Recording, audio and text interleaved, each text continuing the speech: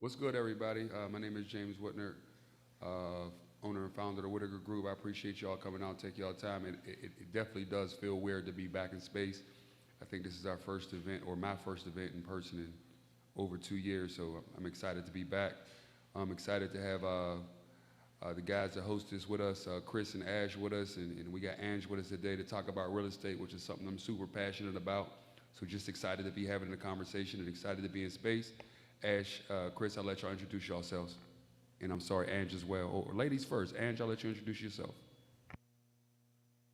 Hi, everybody. My name is Angie Taylor, and I am a personal financial specialist. I've been in banking for 23 years, and I'm going to give you guys some information and tips on how banking can help leverage home buying and real estate. Hey, what's up, everyone? My name is Chris Wright. I am a corporate citizen and a philanthropist and an investor who also has experience in buying, selling, and leveraging real estate as a landlord. I'll pass it to Ash. How you doing, everybody? Ashley Bette, equity market investor for 20 plus years, but also over that span of time have dabbled in real estate investments of various sorts. So I'm very excited to talk about today's topic.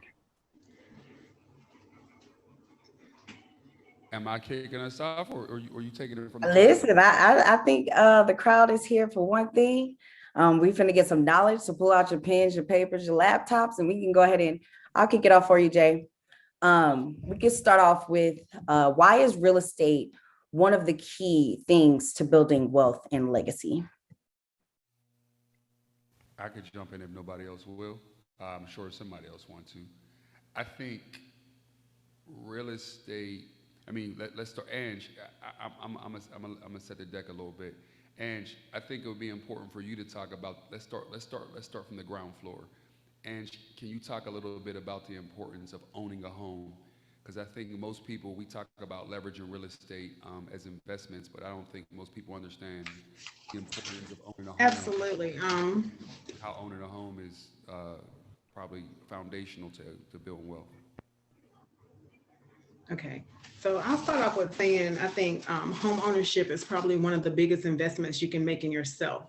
Before you can think in terms of making other long-term real estate investments, you want to know what the key to being a homeowner is. Home ownership is something that is an actual asset versus like a stock in a company or something. If the company folds or something, you have no real value in it anymore. You lose. After a time, home ownership, it's a physical thing that you can touch it just appreciates over time.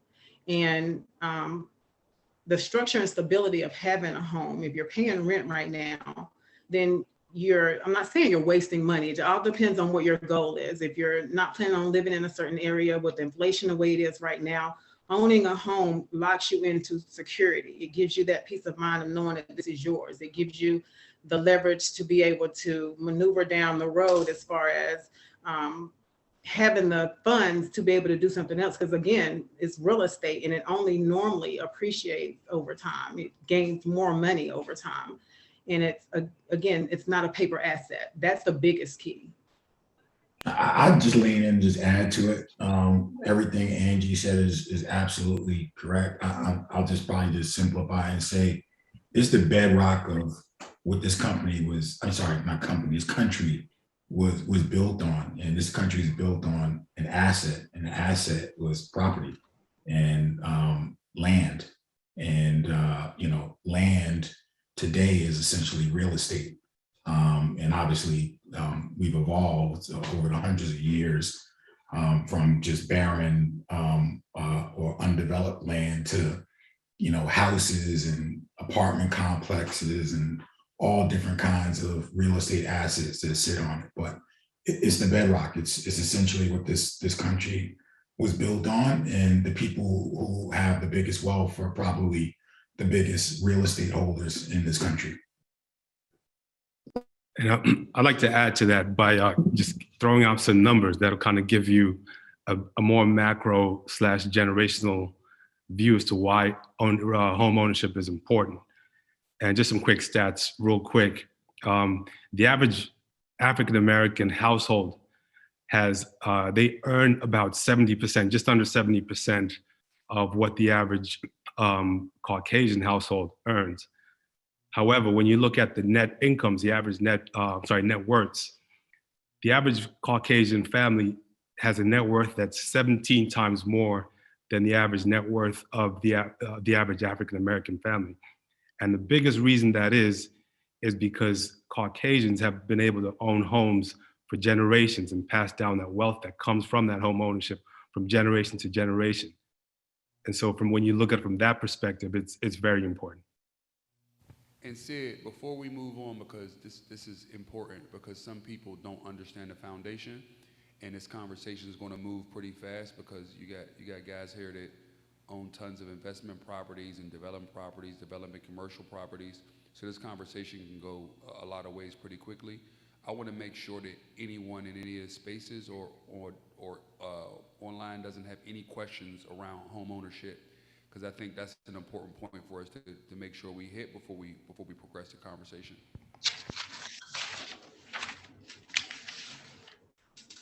And in the meantime, we could. For sure. Yeah, be sure you guys are just dropping questions down in the chat. And of course, if you are in any of our spaces, we do have our attendants go ahead and taking those questions in. We'll definitely get to you guys on that. Yeah, so that was a really great point that all of you guys actually made. And I think that being that we don't have maybe those generational wealths, how did you guys acquire your first piece of property or your first investment in property? I'll go first because mine is a funny story. I'm from Pittsburgh, so my first property cost $9,100. I never forget. I learned everything about real estate, what to do and what not to do in that house. So I think being from Pittsburgh, which is on the borderline of the East Coast and Midwest, there's there was at the time a ton of opportunities to get into real estate, and I think there are still many places around the country where where the barriers to entry are low. And I think that same house that I purchased for $9,100 back then is probably worth around $150,000 a day. I mean, that was a little bit of time ago, and I think I put not a significant amount of money into the property, but a fair amount. But there's interesting opportunities depending on where you're located and what you're interested in. Yeah, I got an interesting story. I missed living in cities where you could cop cribs for like 10,000. But my story is I literally had transitioned from going to school in Atlanta, Georgia, where I lived in essentially a brand new apartment complex, paying rent my last year of college, like probably the nicest place I'd ever lived through my life to that point. And I had to move to Boston for my first job out of school.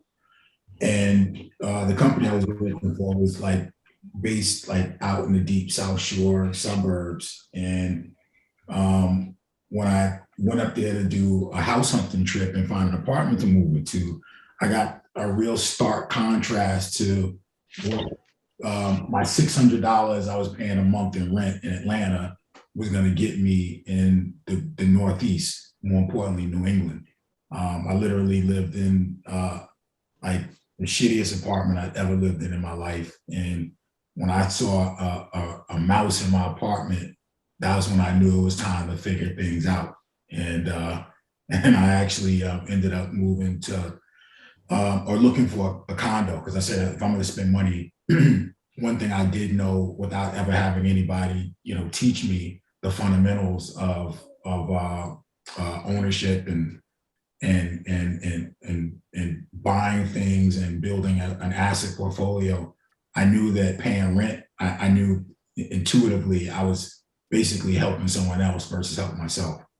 So I went on a search, found a condo, ended up paying $75,000 for it. This would have been like 1998, and ended up holding it for like maybe a year and a half. And I sold it at a pretty handsome profit and moved back to New York and ended up buying a place down there as well. But that was my quick story. Ash, I know you got to have a good one for us. Yeah. Actually, it was not too different from Chris's story. First job out of college, I was renting high rent in New York City, and it kind of irked me every month having to write that rent check. So I started to look around, and when I got my first Wall Street bonus, um, one of the first things I wanted to do was to buy a condo. So it was really just the idea of paying rent didn't make much sense to me, especially that much rent. And I figured I'd rather do that in a condo and maybe get a roommate to kind of help me offset some of those costs. So that worked out pretty well. I held that from about 99 till I think '03, and that worked out well. I want to get to this a little bit later, but in this case, I think the location had everything to do with the kind of appreciation that I saw in that particular condo. For me, my story is a little bit similar. I had my daughter later in probably my later 20s, and I was ready for her when it came time for her to go to school. The area that we were living in at the time was docile to Title I schools. And so I wanted to kind of get us in an area where she can get better schooling. And so that kind of sparked my interest in. At the time, I was like everybody else paying rent, that I was tired of paying rent. I wanted to own something. And it was just a good time, being that I was a mom, to start putting my daughter's education and where she went to school at above everything else. So I moved us into an area that had very good schools. Today, I'm still in this area, so I still own that same home. And right now it's been rezoned. So it's funny because I was talking to a friend the other day, and I was telling him, I don't know if I should sell right now with the market the way it is right now. I want to get out of this house. I'm an empty nester. My daughter has gone off to college. It's the perfect time to sell because the market is booming for sellers. And again, my area, when I first got over here off of South Boulevard, if anybody's familiar with Charlotte, it was 95% minority. And now it's been rezoned because I'm right in the middle of Uptown, South Park, and all of that. And I'm pretty much sitting on a gold mine right now. So I'm about to play chess with them. So that's how, leveraging real estate and home ownership can come into effect to, benefit you in the end. I bet. No, so I wanted to talk about location some because I think Ash just hit on it and Ange hit on it too. In purchasing real estate, and I must say, I think some of my first rentals were not in the best locations. They just happened to cost $9,100. So I wasn't getting $9,100 in prime location. I just was getting it in the game. But I think it's interesting understanding the income game versus the equity game, right? Sometimes you pay a little more to be in a better location, and you can pay less and get in space, but you may not appreciate as fast based on your location. Can any of you guys got examples? And Ange, you just hit a perfect one. Chris, do you have any?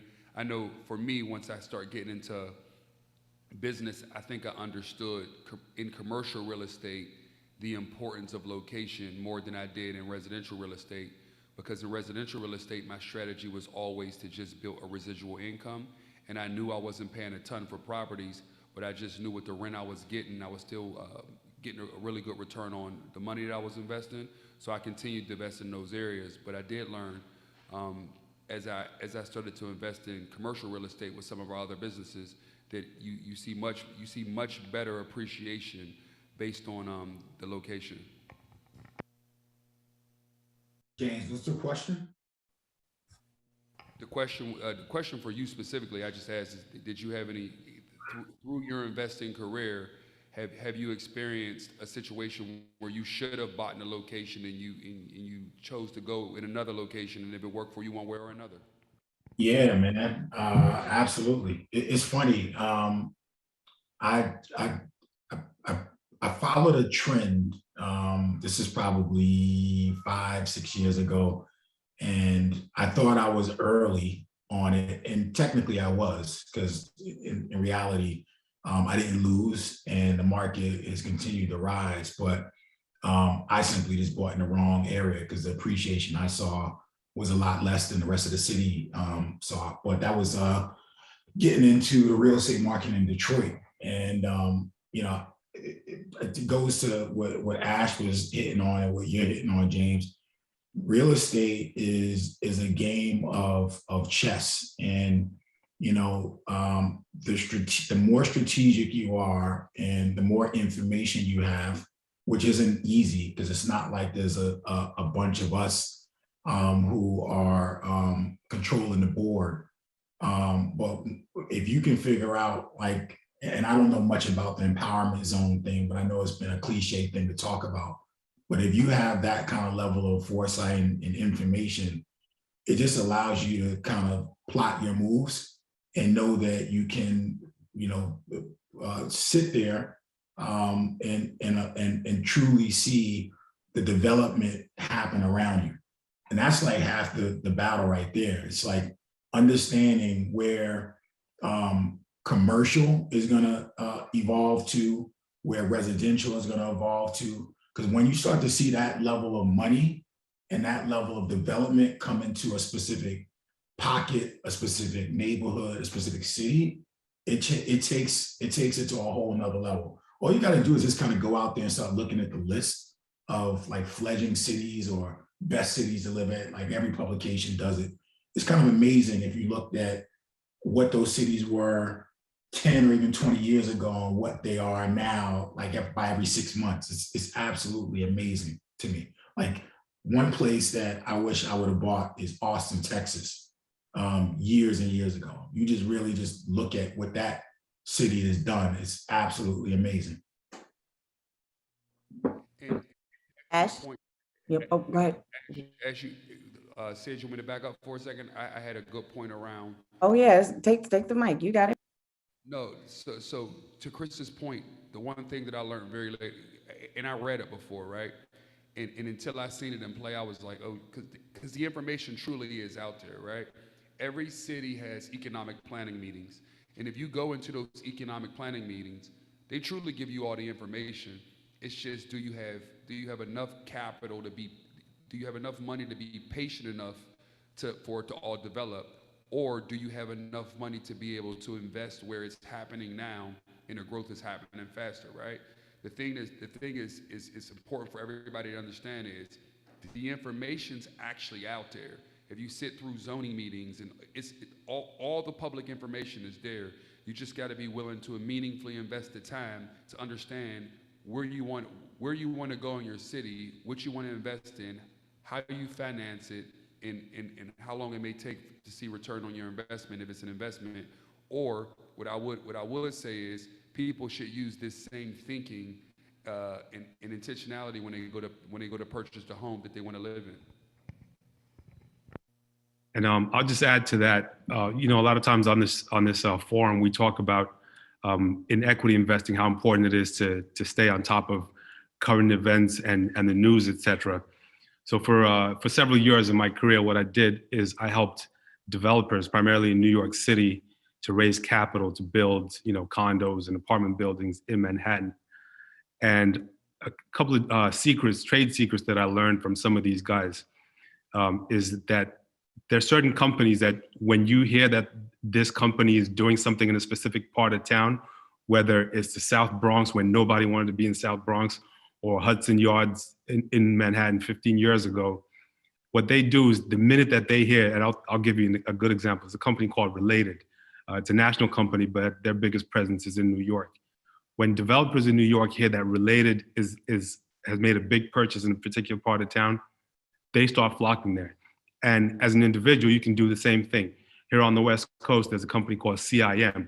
When you hear maybe 10 years ago when CIM started buying properties in Inglewood, those people who went in and bought big or small properties are sitting on, just to use Angie's term earlier, sitting on gold mines right now from literally doing nothing except following the big movers, because that's kind of how real estate moves, like Chris was saying.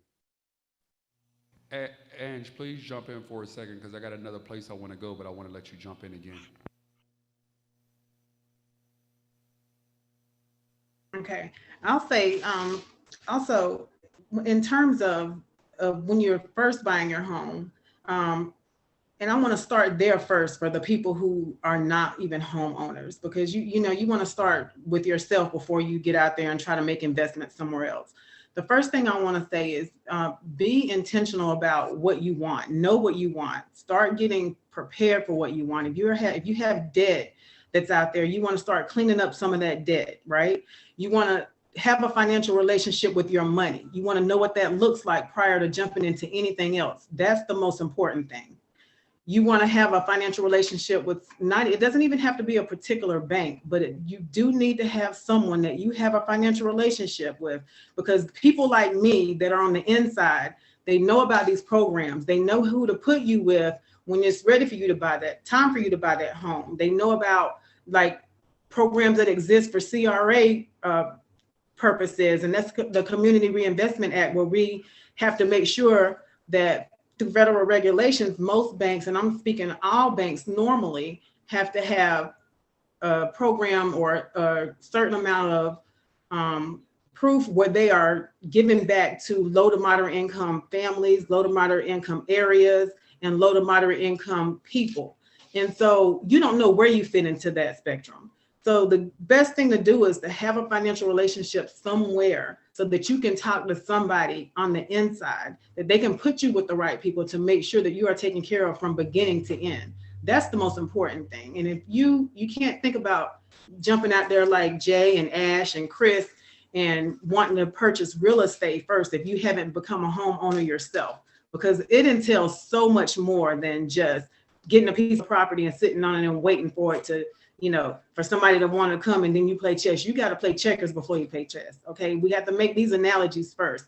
You want to invest in yourself first. And I keep saying that because people don't do that. You know what I mean?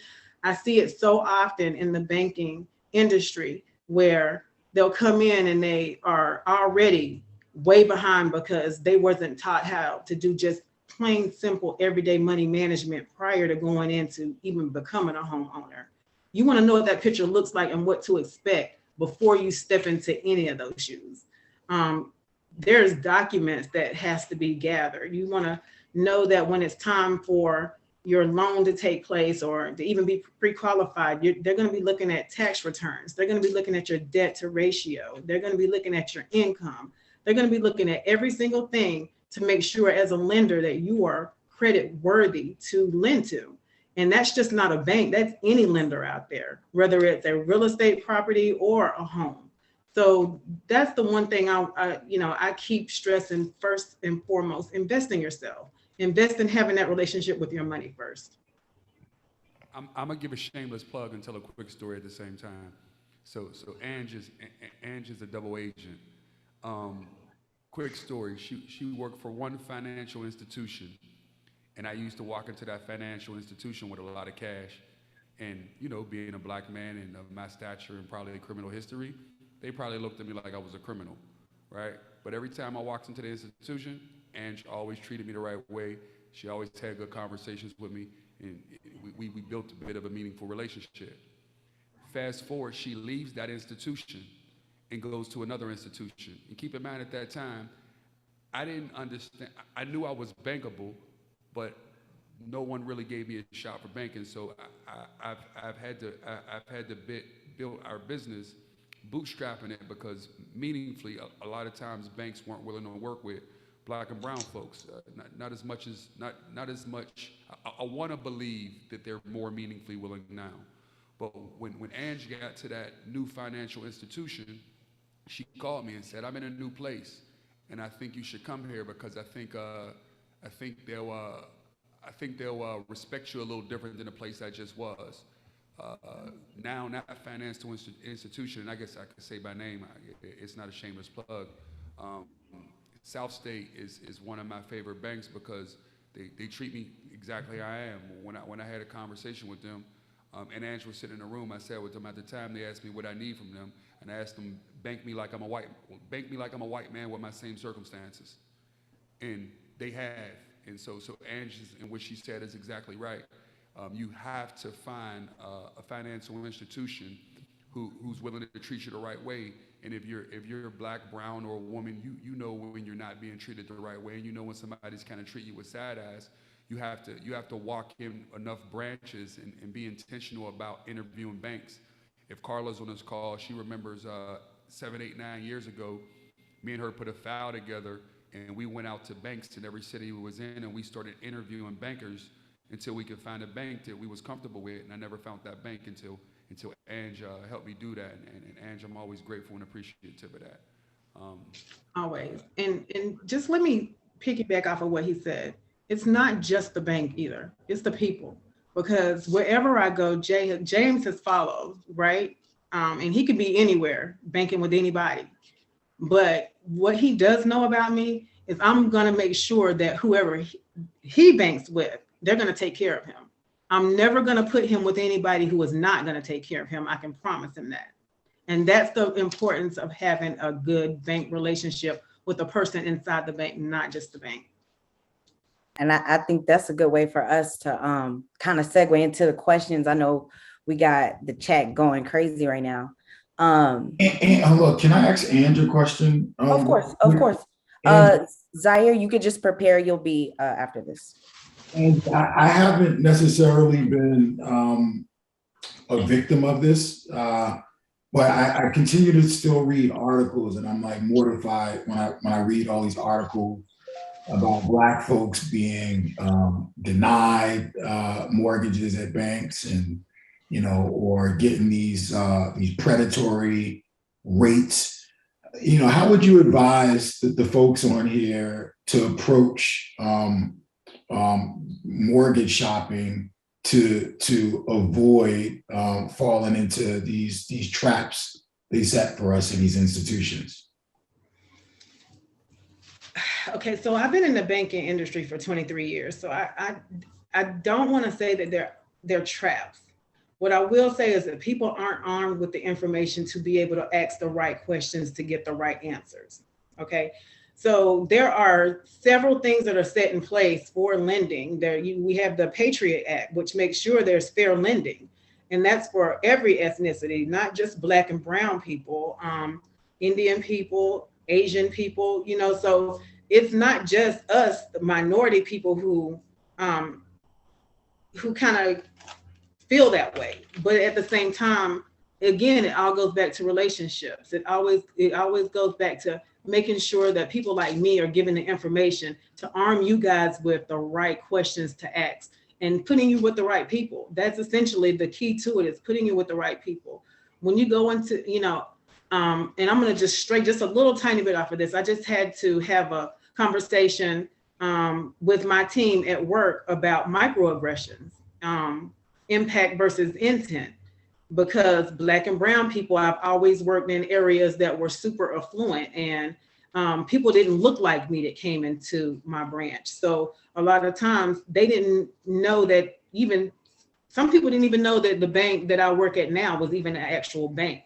They just knew that it was in an affluent area. They didn't see a lot of people coming in there that looked like me. So when they started coming in, it was like, I didn't even know this was a bank.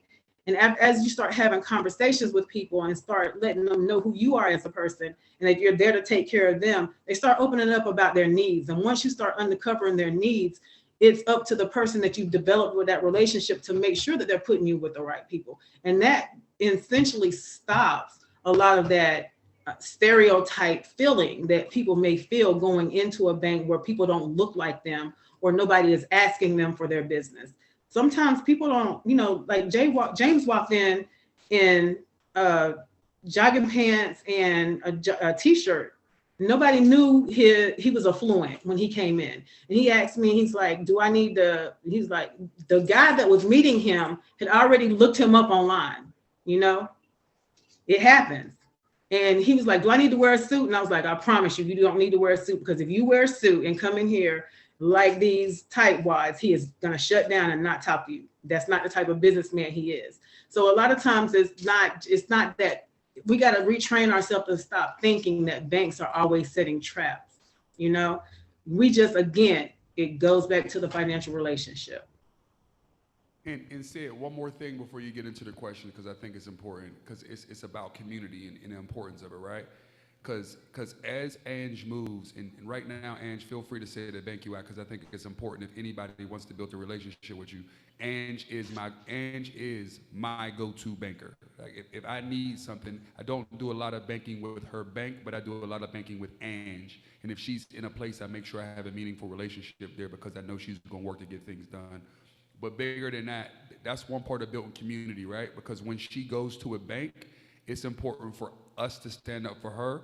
So she has a client book, and the bank understands that people who look like us can do good business, right? So I try to call everybody who I know who can help make her be a star at her bank, so she understands that people who walk in banks wearing t-shirts and sweats got good money too, right? We ain't got to walk in wearing suits and look all, however they expect us to look, right? I'm going to be comfortable being me, and we should be comfortable being us, right? But the other part, going back to real estate before we pivot, is something else that other people do in groups of families, investment groups, and even certain ethnicities. If you go into a community together, if 10 of us say we're gonna go into the worst community together and we're gonna go build the house in that community together, we can in turn build the value of a community up together. So you go in together and say, these houses might only be worth this today, but if 5, 6, 8, 9, 10, 20 of us go in together and meaningfully invest in that neighborhood together, us being there will increase the value, right? So some of it is no different than us building community on this platform. We got to build investment communities where we empower each other with information to allow us to see gains together. My fault, Sid. I'll let you take it from there. Oh, no need to apologize. I like the rest of the crowd. We're definitely enjoying the flow of the conversation, getting lots of gems right now. So definitely no need to apologize. But of course, the crowd is definitely here and want to take some time to allow you guys to ask the panelists a few questions. Zaire, you have a pretty good question in the chat. If you want to go ahead and unmute, you can ask our fellow hosts.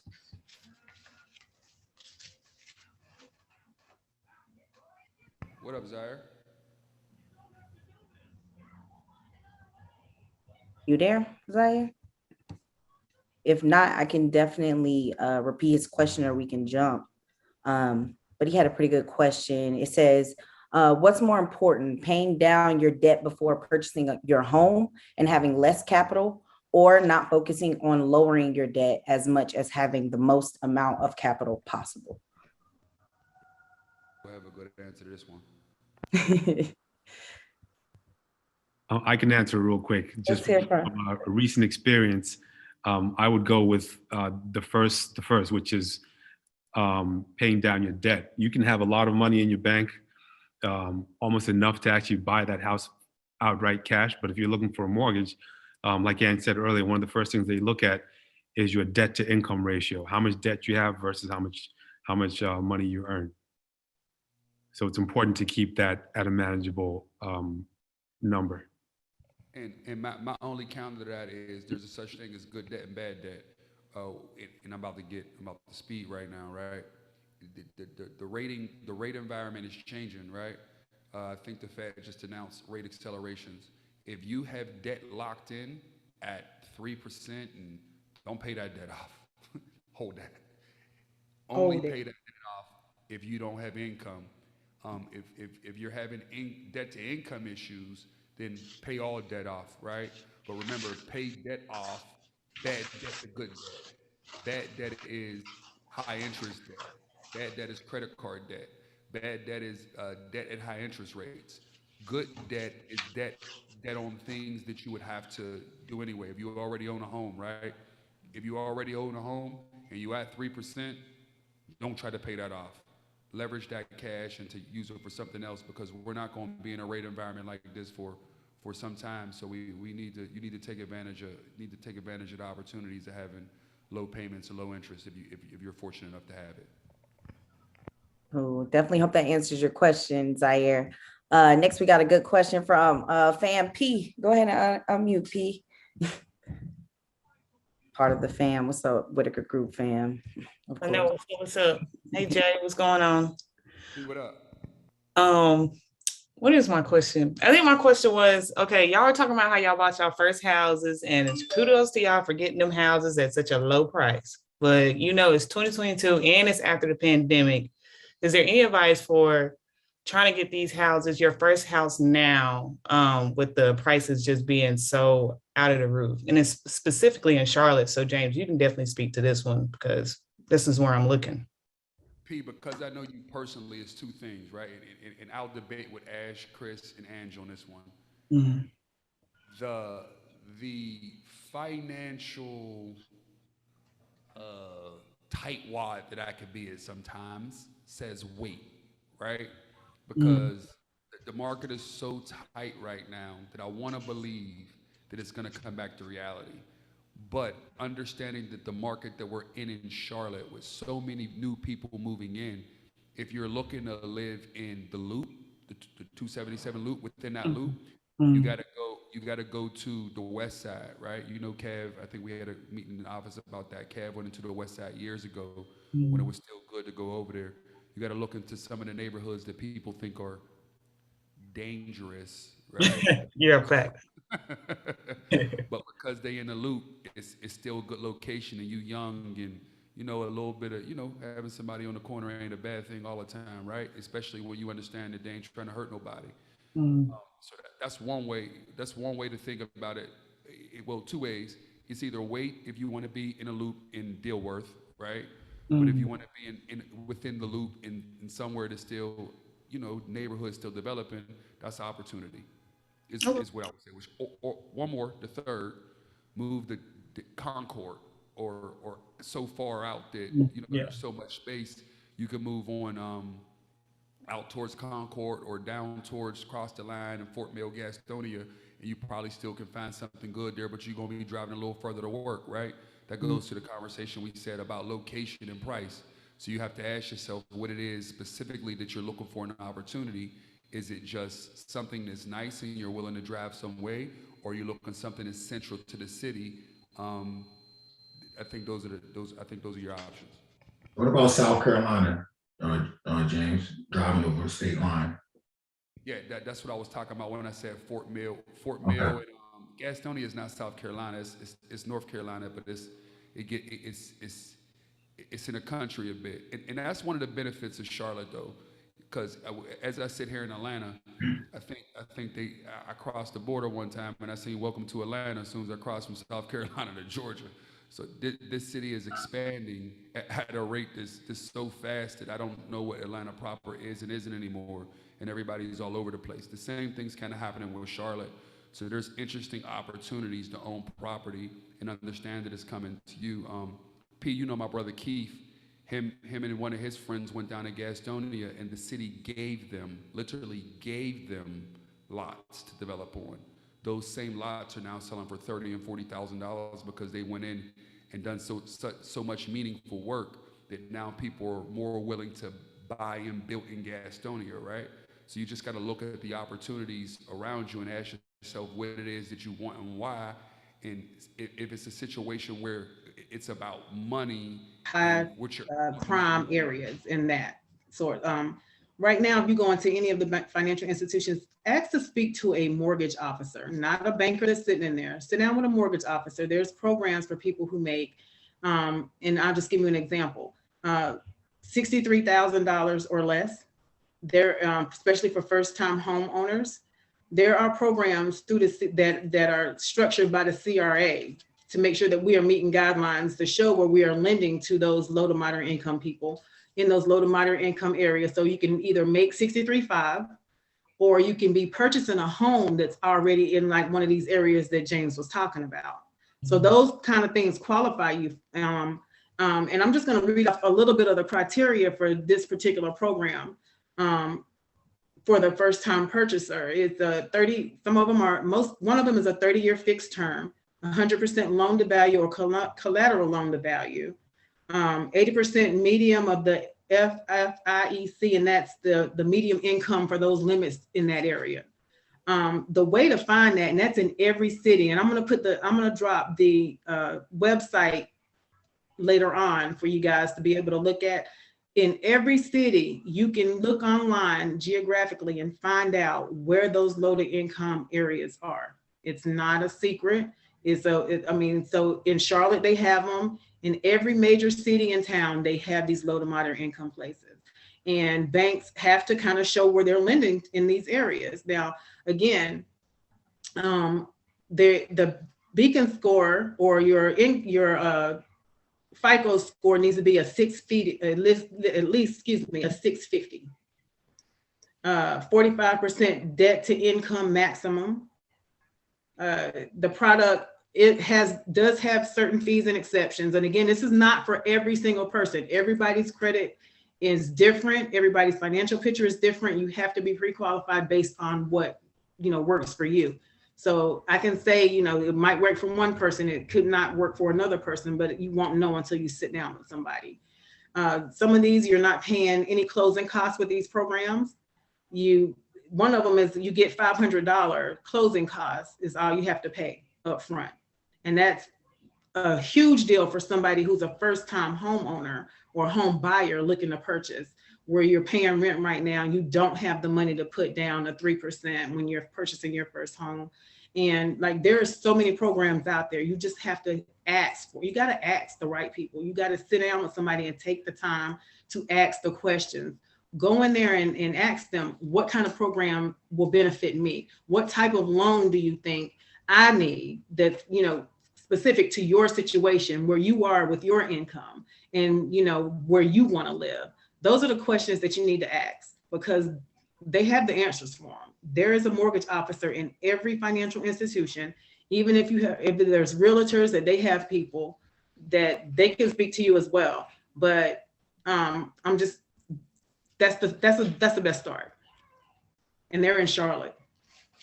Thank y'all so much, because the criteria that you just said, I feel like maybe I could buy a house now for sure.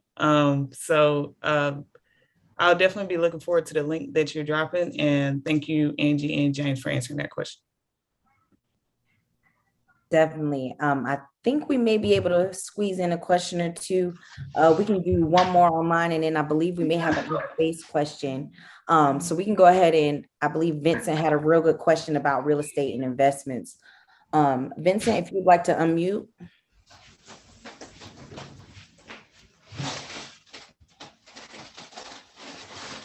We can't hear you right now. Can you go ahead and unmute your mic? Hey, Yeah. sorry about that. Thanks everybody for taking my question and for giving us your great insight. My wife and I just bought our primary residence last year, our first home, but we were kind of planning and saving for quite a long time just to get in some investment properties, because we just want to diversify and grow wealth in real estate. But the times are so crazy right now. I mean, the home values are crazy, materials are crazy, labor costs are out insane. And we did, everything we could, and went some like hard money routes as well, but the numbers just didn't make sense. And even when you factor in permitting as well, it seems like it's a crazy time to be an investment or for a first time investor. So I just wanted to get your guys' opinion on, do you need to wait to cool down? Or is there something that maybe I might be overlooking as a first-time investor, and just get your advice on that? I'll jump in and ask that one. As a first-time investor right now, and the market's definitely overheated, there's a ton of institutional money in the market right now, and I think we're seeing probably more it's the most institutional money I've seen in my time of investing in real estate, and I've been at it for about 20 some years. So I think I never want to encourage anyone to slow down, but I would just look for other interesting opportunities, right? If you know you got something that's a sure win, right? Like a really good property in a really good location, you may need to partner up with some other investors that you trust to take out the deal. And if you can't do that, you may just need to look at other cities, or the last thing, and I hate saying it, but like I said it to P a second ago, sometimes waiting is a good answer. And I think right now, I don't know where, did you say specifically where in the US you are? I'm in Atlanta, actually. Shout out to the Be Social crew in Atlanta. Yeah, what up, boy? It's crazy. I think Atlanta's probably as hot a market or hotter than Charlotte. So yeah, Yeah, and even we're looking at houses even out west or down west, and you start even to find out about discriminatory appraisals as well, and it's just kind of really hard because you're fighting against these institutions. As a first time investor, you're just kind of fighting an uphill battle. So just thought I wanted to thank you for your insight. Yeah, and again, sometimes it's also about how you hunt, right?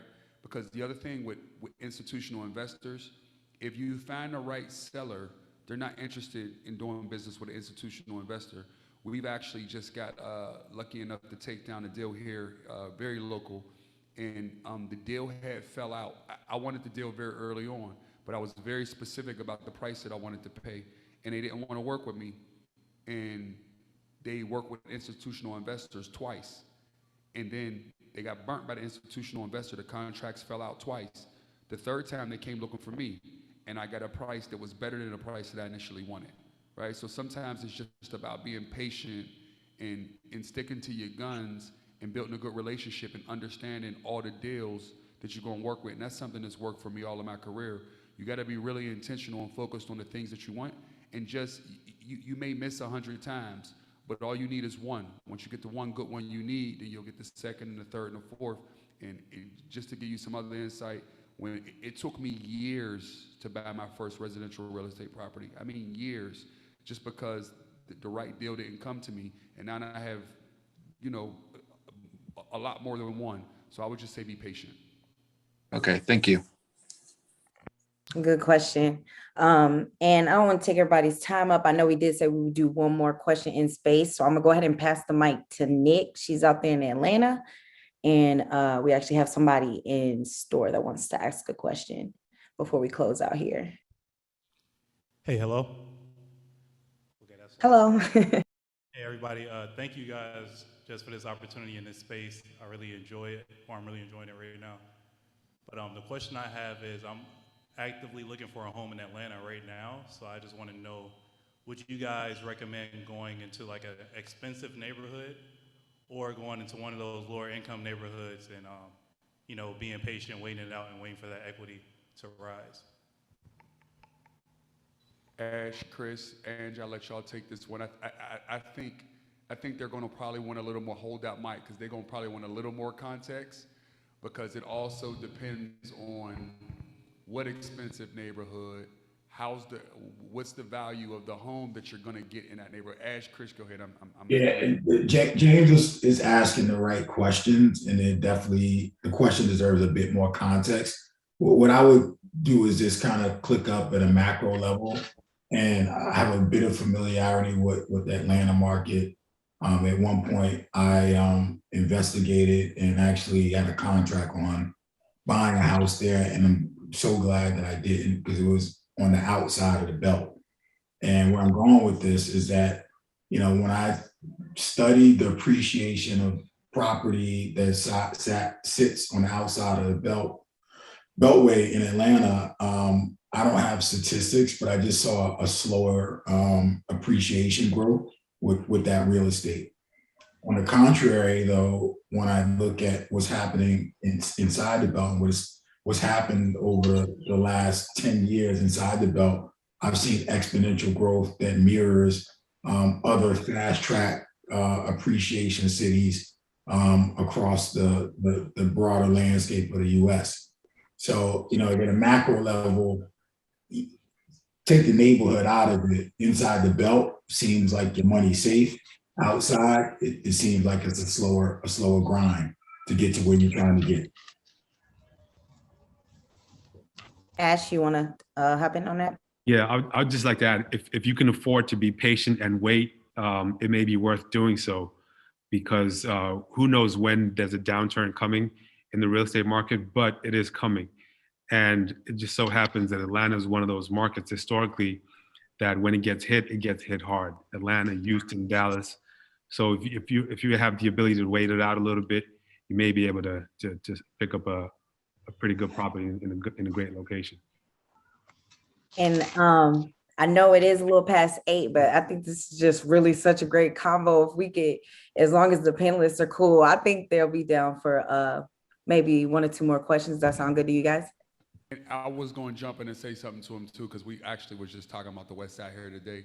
As you start thinking about some of the other neighborhoods too, when that downturn does come, no different than stocks, right? The neighborhoods that aren't as developed take a beating quicker.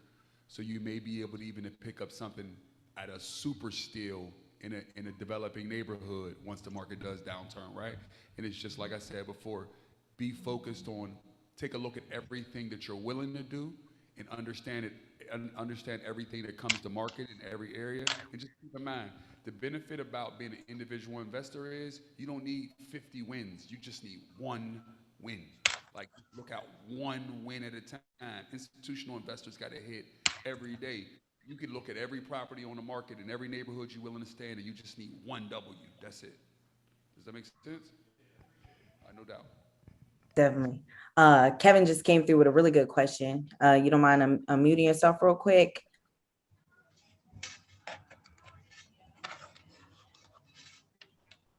One more time and unmute yourself. Yep. What's going on, everybody? So my question is, how do you navigate partnering with local property owners in a formerly, this is a very specific question, in a formerly bustling commercial corridor to collectively buy into a greater redevelopment plan? I'm down in Tampa, and there's a corridor that, like I said, bustling, all Black businesses. Like most corridors in America, it died, but I don't know if you guys know, but Tampa is like one of the hottest markets in America, and it's only a matter of time before it starts to trickle back to that area. But fortunately, a lot of the owners are Black. So, but then I guess the challenge is, some of the owners, some of the owners, the older owners they're tough to work with. Like they're stuck in their ways. They're not really always open to some of the things that you may see. And a lot of times they don't want to, they don't want to see you do what they wanted to do, if that makes sense. I'll So, give you, I'll give you a bit of game. This is pure game. Optional. Go in those neighborhoods and simply ask them to buy the property. You can't afford it. And you don't even got to tell them when you can afford it. Just option a property. a purchase, option to purchase. Option to purchase the entire block. Yeah. Once you have options to purchase that entire block, now you have the power because you've optioned the entire block, right? Now you can go control what that block looks like, who you take money from. That's one way. That's one way to go about it, right? There's a bunch of different ways to skin a cat. I'll let Ange, Ash, and Chris jump in too. And before they do, you understand what I meant by option? Oh yeah. You start out possibly renting, and then maybe 10 years from now. No. Go in and just convince them to sell you the property.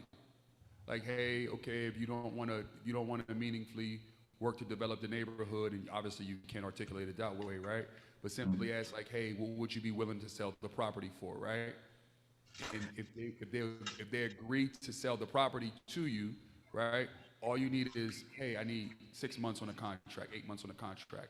Once you option a whole neighborhood, then you'll be able to pique some investor interest, and you can control the future of the neighborhood, right? You can start finding other entrepreneurs that you want to work with, or go to Ange if you have your financial stuff in order. Go to a bank to work with them, or go start talking to a bank now about the opportunity, and maybe the bank can even introduce you to some developers that's willing to beat to your drum. Yeah. Chris, Ash. That's more your expertise, man. You're a commercial real estate guy. And again, bro, I'm giving you that was a very elevated answer.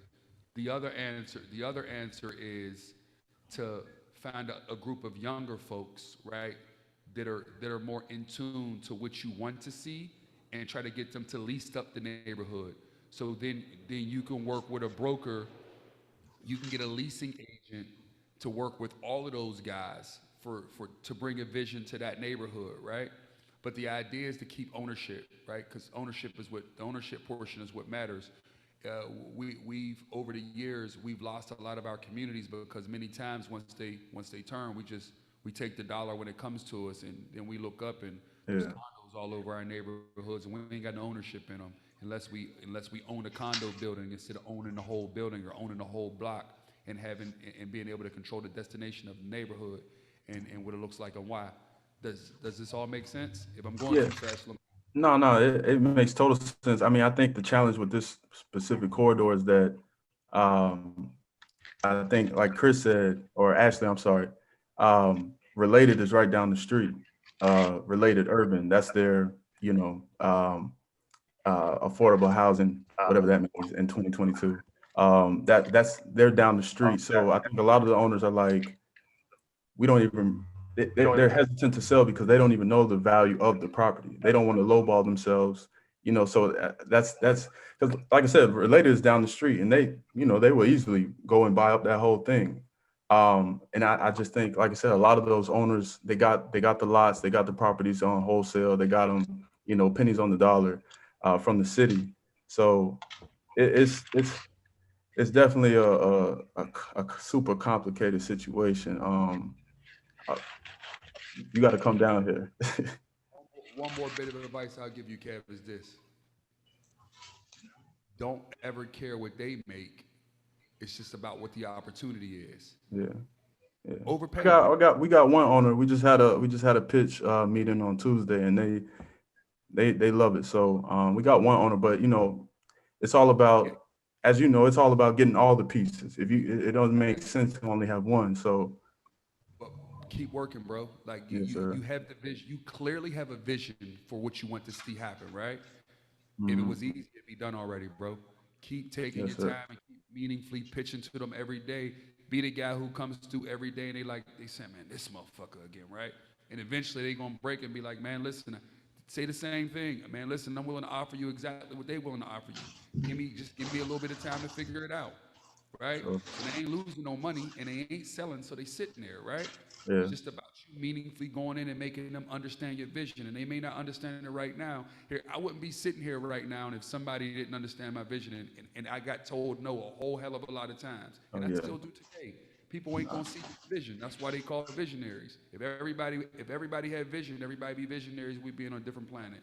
You know what I'm saying? Yeah, for sure. One owner, I reached out to an owner when I first moved back home from Miami. I reached out to an owner at the top of 2021, and he was like, no, or at the top of 2020, sorry. And he was like, just straight up no. But I've been in his pocket ever since then, and now he's like, yeah, I got some properties, and so for sure. Definitely, Gems. Great question, Kevin.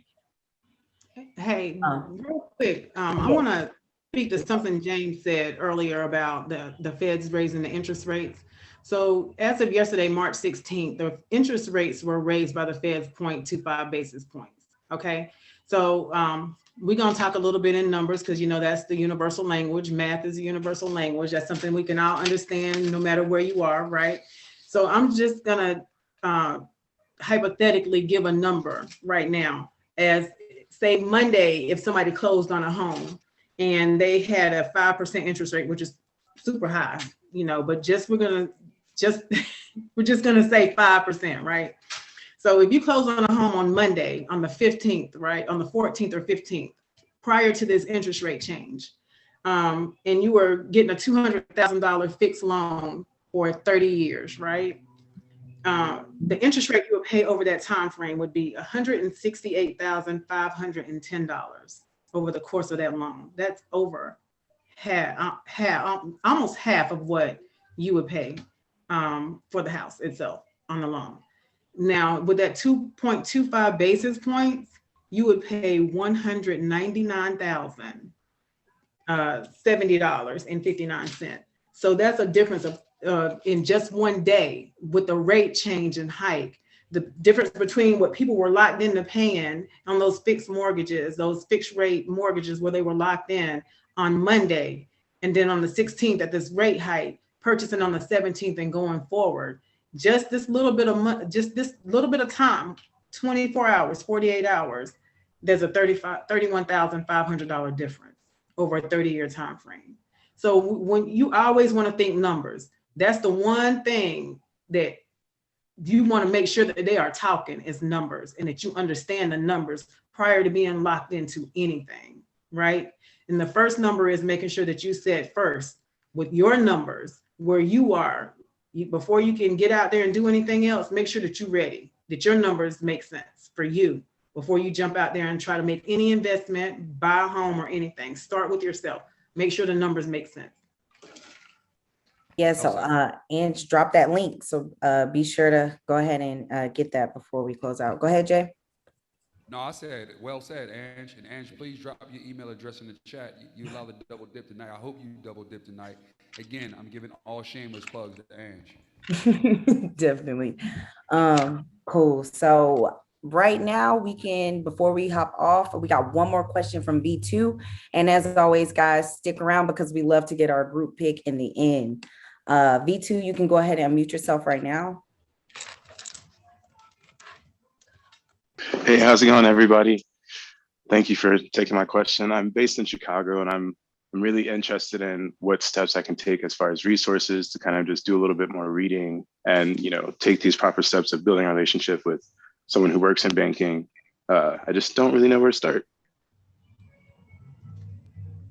Start with just sitting down and talking to somebody.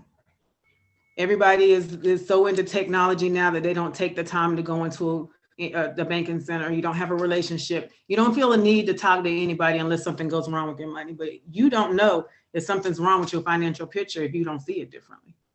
If you don't take the time to see it, you're not going to see anything different. Everybody goes to the doctor every year to make sure their body is right. You go to the dentist to make sure your teeth is right. Nobody is checking on their finances. Things change from year to year. You weren't where you were last year. You don't want to be this year where you are next year. So the key to that is having those conversations, having those financial wellness checks. Go in and sit down and take the time. Take out time the same way you do to take out time to pay all your bills and to take those other appointments that you know are necessary to have those conversations, because that's where it starts with conversations. Well I can said. promise you, we are there because of you guys. If you don't come in, we don't have jobs, okay? It's not my job to try to sell you anything while I'm here today, and it has nothing to do with what bank I work for. It's because each one reach one, teach one, right? And so if we don't start somewhere, we will end up nowhere. But I have to have the person to talk to. I can't meet you where you are all the time. You got to come and meet me too. And that part of that is taking the initiative to want to see your financial picture differently. Thank you. Do any of the panelists want to hop in on that before we close out? I think that was real good insight. And look like we good. Okay, cool. So as y'all know, go ahead and start taking off those cameras so we can get our group pick. And then we'll close it out from there. Thank everybody for tuning in. Seriously, we have so much fun on these calls. So who's getting the pick? Is it Zach or is it Chantel? I think we got Chantel on the back end. You ready for us? Happening monthly. Yep. Second Thursday of every month. So please check us out, Smartmoney, and we back in space. Happy to be back outside. Please check in. For sure. We'll definitely drop all of the channels in the chat so you can stay in the loop for next month and every month after Smart Money. Okay, I think we're ready for our pick, guys. Go ahead and pose. Sid, I see you hit the selfie pose. I had to get the lighting right. All right, guys. Thank everybody for tuning in to Smart Money. I'll go ahead and drop everything in the chat. Everyone have a good night. Good night. Good night. Thanks, Jay. Peace. Bye, y'all. Man.